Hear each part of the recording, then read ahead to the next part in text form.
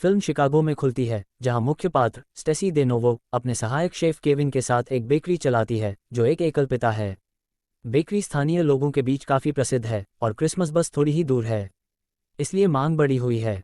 अगले सीन में केविन की बेटी ओलिविया नृत्य प्रशिक्षण पूरा करने के बाद दुकान में आती है। उसे अपने पिता को अपने छोटे से राज के बारे में बताने के लिए उकसाती है। पता चलता है कि सहायक शेफ ने उनकी क्रिसमस कैसल केक को बेल्ग्रेविया राष्ट्र द्वारा आयोजित एक बेकिंग प्रतियोगिता में दर्ज करवा दिया है। उनके पोर्टफोलियो को प्रभावित करने के बाद आयोजकों ने उन्हें प्रतिष्ठित प्रतियोगिता में भाग लेने के लिए कहा है। दुर्भाग्य से स्टेसी ने निमंत्रण को इनकार कर दिया है, कहते हुए कि वे क्रिसमस के लिए दुकान बंद नहीं कर सकते। पता चलता है कि उसने अपने ब्रेकअप के बाद से अपने जीवन को अत्यधिक आयोजित नियमानुसार बदल दिया है। बेल्ग्रेविया में एक अछूती यात्रा उसके नियंत्रण की भावना को बिगाड़ती है, इसलिए उसे नहीं चाहिए। काम छोड़ने के बाद स्टेसी ने सड़क पर एक बूढ़े आदमी को कुछ पैसे दान किए। वो चिल्लाता है कि क्रिसमस साल का जादुई समय है। जब स्टेसी कहती है कि उसे इसे बिताने के लिए किसी के साथ होना चाहिए, तो रहस्यमय बूढ़ा आदमी कहता है कि क्रिसमस की इच्छाएं सच होती हैं। कुछ ही क्षणों बाद वो अपने पूर्व प्रेमी पॉल से मिलती है। दोनों अपने साथ बिताए गए समय के बारे में बातचीत करते हैं और पॉल कहता है कि वह उसके बारे में विचार कर रहा था। उसकी नई गर्लफ्रेंड आती है और उसे गले लगाती है। वो बताती है कि वे दोनों पॉल के घर में छुट्टी का समय बिताएंगे। आपत्ति में स्टेसी बताती है कि उसके पास भी क्रिसमस के लिए बड़ी योजनाएं हैं। वो बिना सोचे समझे निर्णय लेती है कि वो बेल्ग्रेविया जा रही है। उस हफ्ते के बाद स्टेसी केविन और उनकी बेटी ओलिविया बेल्ग्रेविया में अपने सुंदर बंगले पर पहुंचते हैं। छोटी बच्ची बड़ों को कहती है कि वे क्रिसमस खरीदारी के लिए स्थानीय बाजार का एक त्वरित दौरा करें। बाजार में एक दुकान में स्टेसी एक बूढ़े आदमी को देखती है जो उसकी दुकान के बाहर मिले अजनबी की तरह दिखता है। उससे पूछती है कि क्या वो पिछले हफ्ते शिकागो में था, लेकिन आदमी कहता है कि वह नहीं था। उनकी बातचीत को केविन ने रोका, जो कि बाजार में सजावटों की बात करते हुए कहता है कि वे क्रिसमस के लिए अत्यधिक हैं। जवाब में बूढ़ा आदमी बताता है कि इसका कारण एक सप्ताह में एक शाही शादी होने जा रही है। बेल्ग्रेविया के राजकुमार द्वारा मोंटानारो की डचेस मार्गरेट डेलाकोर्टे से विवाह किया जाएगा। त्रिवार्ता फिर वेम्बली स्टूडियो में जाती है, जहां बेकिंग प्रतियोगिताओं की तैयारियां जारी हैं। यहाँ वो स्टेसी की बड़ी दुश्मन और सह प्रतियोगी ब्रियाना माइकल से मिलती है। पता चलता है कि ब्रियाना ने पिछले साल ही वही प्रतियोगिता जीती थी और इस बार भी वही करने की योजना बना रही है। जाने से पहले वो सुनिश्चित करती है कि स्टेसी की एप्रन पर वाइन गिरा देती है और ऐसा लगता है कि यह एक दुर्घटना है। स्टेसी अपनी एप्रन साफ करने जाती है और वह गलती से एक और महिला से टकरा देती है जो गुलाबी ब्लेजर में पहनी हुई है। उसे आश्चर्य होता है कि महिला उसकी तरह दिखती है, सिर्फ बालों की लंबाई कम है। वह बिल्कुल ही मार्गरेट डेलाकोर्टे है।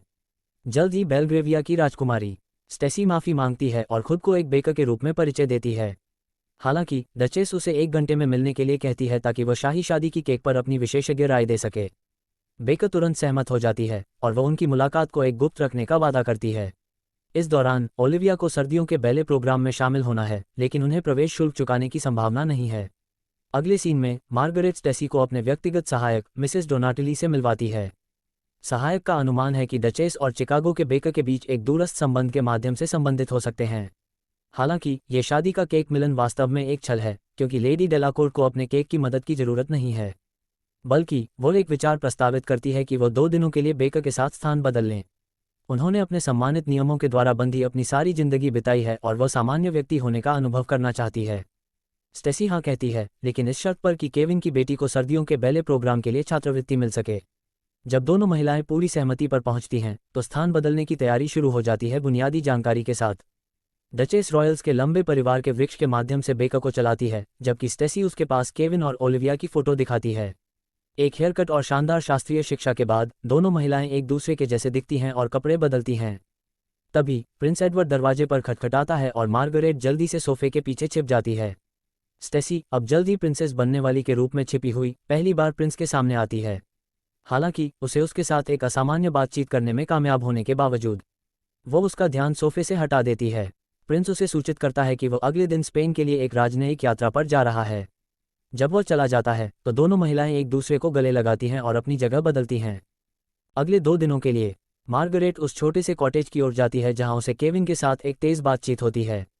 इसी बीच स्टेसी अपने जुड़वा राजकुमारी जीवन को समायोजित करने लगती है। वो मिसेज डोनाटिली के साथ बात करती है, जो बताती है कि राजकुमारी को इसलिए कठिनाइयों का सामना करना पड़ा क्योंकि उसके माता पिता बचपन में ही मर गए थे। बिस्तर में सोने से पहले ही प्रिंस एडवर्ड फिर से दरवाजे पर खटखटाता है। वह अपने अचानकी विदेशी यात्रा के लिए माफ़ी मांगता है, लेकिन सख्त अनुसूची और योजनाओं की महत्वपूर्णता को दोहराता है। अगले दिन स्टेसी अपने नाश्ते में वही गुलाबी ब्लेजर पहनती है, राजा और रानी के साथ उसकी मुलाकात में।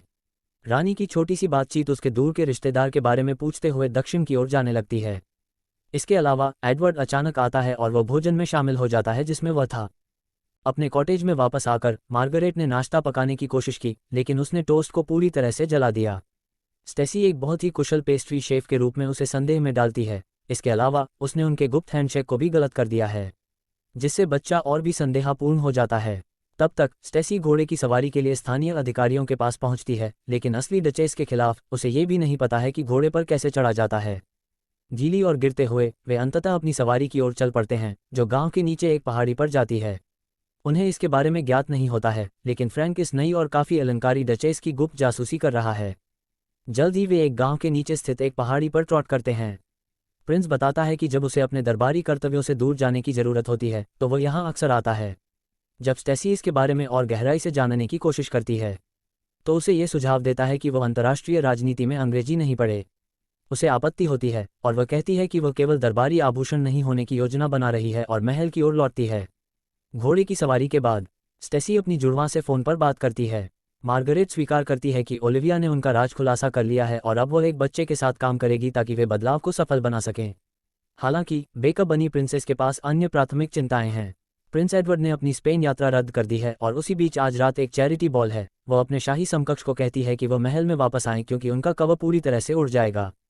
उसकी चेतावनियों को नज़रअंदाज करते हुए डचेस योजना को नकारती है। इसके बाद मार्गरेट, केविन और ओलिविया बाजार में जाते हैं, अपने पहले के निर्धारित अनुसूची को छोड़कर। वहां वे सांता के साथ एक फ़ोटो क्लिक करते हैं और उनका अद्भुत दिन हिम संग्राम के साथ समाप्त होता है। महल में वापस आकर प्रिंस टेसी से माफ़ी मांगता है क्योंकि उसने उनके घोड़े की सवारी के दौरान अवगुंठन किया। फिर उसे अपनी दादी के बारे में बताता है जो हमेशा अपने विचारों के बारे में खुलकर बोलती थी। उस रात को जोड़ी महल में चैरिटी बॉल में शामिल हो जाती है। तत्काल पहुंचते ही स्टेसी राजा और रानी से इस चैरिटी के बारे में बिना सोचे समझे पूछती है कि यह बिना घर वालों के लिए होमलेस शेल्टर के बारे में विवरण क्या है। राजवंश इस अचानक सवाल से आश्चर्यचकित हो जाते हैं और कहते हैं कि ऐसे मुद्दों का एक टीम देखती है। हवा में कुछ असुविधा महसूस करते हुए प्रिंस एडवर्ड अपनी पत्नी को बचाने के लिए उनसे कहता है कि वह उपस्थित लोगों के लिए पियानो बजाए। स्टेसी बेशक इस उपकरण को बजाना नहीं जानती है, लेकिन प्रिंस एक बार फिर से उसे बचाता है और उन्होंने एक ड्यूएट बजाया और भीड़ उनके लिए तालियां बजाती है। प्रदर्शन के बाद स्टेसी राजा और रानी के सामने बहुत कुछ बोल दिया हो सकता है, इस बात का डर करके बाहर दौड़ती है। प्रिंस उसके पीछे जल्द ही आता है और उसे हमेशा खुले मन से बात करने की प्रोत्साहन देता है। फिर जोड़ी एक रोमांटिक नृत्य साझा करती है और फिर साथ में अंदर जाती है। अगले दिन स्टेसी प्रिंस एडवर्ड को द्वारा चैरिटी बॉल के लिए परिवार शेल्टर का दौरा करने के लिए दबाव डालती है। पहुंचते ही वह बेघर बच्चों को फेयरी टेल्स पढ़ती है और उनके साथ बातचीत करने का समय बिताती है। जब उन्होंने जाना कि शेल्टर के पास बच्चों को क्रिसमस के उपहार देने के लिए पर्याप्त बजट नहीं है तो जोड़ी निकटतम खिलौने की दुकान में जाती है, जबकि वे कई खिलौने इकट्ठा करते हैं। मार्गरेट और केविन भी वही दुकान पर पहुंचते हैं। हालांकि हमने स्टेसी की दुकान के बाहर देखा हुआ रहस्यमय बुजुर्ग आदमी समय पर पहुंचता है और केविन को विचलित करता है। उसने सूस शेफ से मदद करने के लिए कहा कि वह अपनी कार को नज़दीकी गराज तक धकेलने में मदद करें और उसे खिलौने की दुकान से दूर ले जाता है। अगले दिन स्टेसी और प्रिंस एडवर्ड खिले हुए खिलौने वापस बेघर शेल्टर में ले जाते हैं।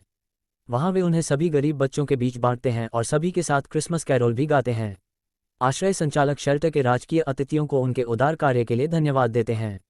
शहजादा भी वादा करता है कि वह उनके पास अधिक बार जाएगा ताकि वह बच्चों के साथ समय बिता सके। उस रात कॉटेज में मार्गरेट ओलिविया को सोने से पहले बिस्तर पर रखती है और फिर नीचे जाकर केविन के साथ बातचीत करती है। उसे ये खुलासा करती है कि उसके साथ समय बिताना उसके जीवन का सबसे अच्छा अनुभवों में से एक रहा है। चौंकाने वाले रूप से सूस शेफ उसे लगता है कि वह बेल्ग्रेविया पहुंचने के बाद से पूरी तरह से एक अलग इंसान बन गई है। फिर ये दोनों मिलकर एक क्रिसमस मूवी देखने का निर्णय लेते हैं। मूवी के अंत में मार्गरेट भावुक हो जाती है और अपने दिल की बातें रोती है। चिंतित होकर केविन उसे संबोधित करता है और उसे एक हार मिलाता है। अंदर उसे उनकी और ओलिविया की तस्वीर संता के साथ मिलती है। केविन फिर इस बात का इजहार करता है कि वह उसे एक दोस्त से ज़्यादा देखने लगा है। मार्गरेट उसे चुंबन देती है, लेकिन फिर कहती है कि उनके बीच हुए हर वाक्य को भूल जाएं।